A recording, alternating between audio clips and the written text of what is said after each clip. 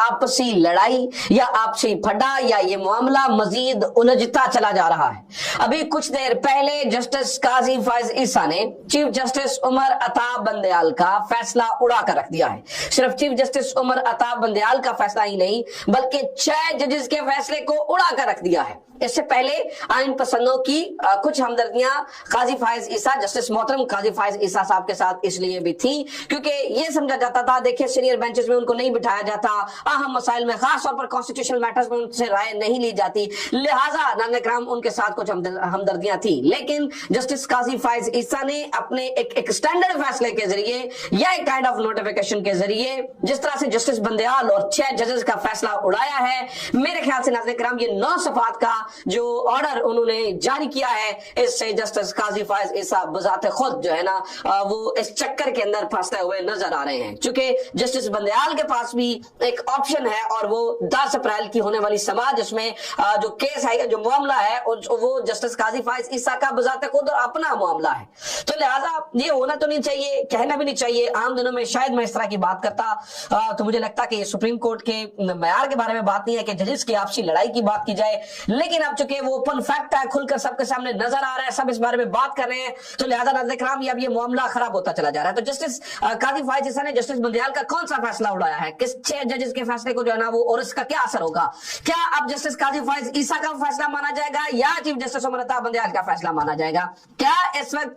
97 की तरह 97 की जो तारीख दोहराई जा रही है, उस टाइम भी किसी तरह की रेफ्ट हमने देखी थी और हमने देखा था कि 2 चीफ जस्टिस जो है ना वो बनते हुए नजर आ रहे थे। तो क्या अब भी सुप्रीम कोर्ट के अंदर जो है ना वो 2 चीफ जस्टिस ही समझे जाएं? क्योंकि एक तरफ सुमोटो के बारे में बात की जाती है तो दूसरी तरफ सुमोटो खुद भी लिया जा रहा है। एक तरफ चीफ जस्टिस का फैसले को सेट असाइड किया जाता है, 6 जजेस के फैसलों को सेट असाइड किया जाता है।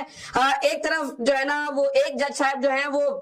रजिस्ट्रार सुप्रीम कोर्ट के डिस्चार्ज की बात करते हैं तो दूसरे जज साहब जो है ना उनको रोक रहे हैं। तो अब मामला जा किस रहा है और ये पूरी कहानी है क्या, इसके बारे में नाज़रीन किराम जरा तफसील से बात करते हैं। अभी कुछ देर पहले नाज़रीन किराम 9 सफाती जो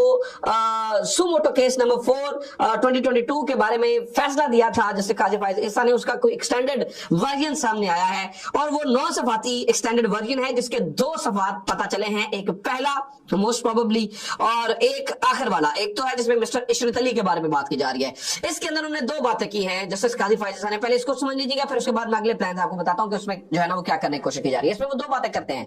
कहते हैं नंबर 1 तो उन्होंने कहा कि इशरत अली जो सुप्रीम कोर्ट के रजिस्ट्रार हैं, जब उनको डिस्चार्ज कर दिया गया और विफाकी काबीना ने उनकी खिदमत वापस ले ली तो फिर अगले दिन जो बेंच बना उसके ऊपर रजिस्ट्रार इशरत अली के सिग्नेचर्स कैसे थे, वो क्यों थे, वो नहीं होने चाहिए थे, वो किस तरह से बन गए। ठीक है, इस पे उन्होंने मिसाल दी कि ये ब्यूरोक्रेट्स जब इस तरह का काम करने की कोशिश करते हैं, उन्होंने कहा कि गवर्नर जनरल एक ब्यूरोक्रेट थे, उन्होंने पाकिस्तान की पहली कॉन्स्टिट्यूएंट असेंबली को तोड़ दिया था, आइन पर हमला किया था। इसी तरह की मिसाल वो इशरत अली सुप्रीम कोर्ट के रजिस्ट्रार के बारे में दे रहे हैं जिन्होंने सिग्नेचर किए। अब यहाँ पर ट्विस्ट है नाज़रीन किराम, इशरत अली बजाते खुद नहीं रुके थे बल्कि चीफ जस्टिस उमर अता बंदयाल ने उन्हें रोक लिया था। यानी कि काजी फायज ईसा, जस्टिस काजी फायज ईसा ये सवाल चीफ जस्टिस उमर अता बंदयाल से शायद करने की कोशिश कर रहे हैं या उनकी पावर्स को चैलेंज कर रहे हैं। यानी कि वो ये कह रहे हैं कि जब मैंने इन्हें कहा था कि यहां से चले जाइए और जब वफाकी काबीना ने उन्हें वापस बुला लिया था तो चीफ जस्टिस उन्हें कैसे रोक सकते हैं। यानी कि ये जस्टिस काजी फायज ईसा बात करें। इसी मामले को बुनियाद बनाते हुए आगे वो कहते हैं कि जो 29 मार्च का मेरा फैसला था वो बरकरार है। 29 मार्च का फैसला नाज़रीन किराम 3 रुकनी बेंच ने दिया था जिसमें 2 जो रुकन थे जस्टिस समीनुद्दीन खान और जस्टिस काजी फायज ईसा, इन्होंने कहा था कि सो मोटो के बारे में मुकम्मल लेजिस्लेशन होने तक जो केस चल रहे हैं उनको रोक दिया जाए और कोई नया सो मोटो ना लिया जाए। ये जस्टिस काजी फायज ईसा ने कहा था और उन्होंने फैसला दिया था। तो इसके ऊपर वो ये कहते हैं कि 3 अप्रैल का मामला, यानी कि जो 3 अप्रैल को फैसला हुआ जिसमें 6 जजेस बैठे, सुप्रीम कोर्ट के सीनियर 6 जस्टिस साहिबान बैठे, जस्टिस काजी फायज ईसा एक फैसले के लिए कह रहे हैं क्योंकि वो खिलाफ आईन और कानून बैठे थे लिहाजा मैं उस लार्जर बेंच का फैसला जो है वो गैर कानूनी है, वो गैर मौसर है और 29 मार्च का मेरा फैसला बरकरार है और उन 6 जजेस का फैसला बरकरार नहीं है। नाज़रीन किराम ये इस जो है ना वो सूरत हाल चल रही है और ये पूरी चीज जो है ना वो दे दी गई है। दूसरी तरफ मजेदार कहानी नाज़रीन किराम यहां पर भी है। मजेदार कहानी परेशानी ये भी है कि अब इस बात को समझिएगा कि 10 अप्रैल को एक जो रिव्यू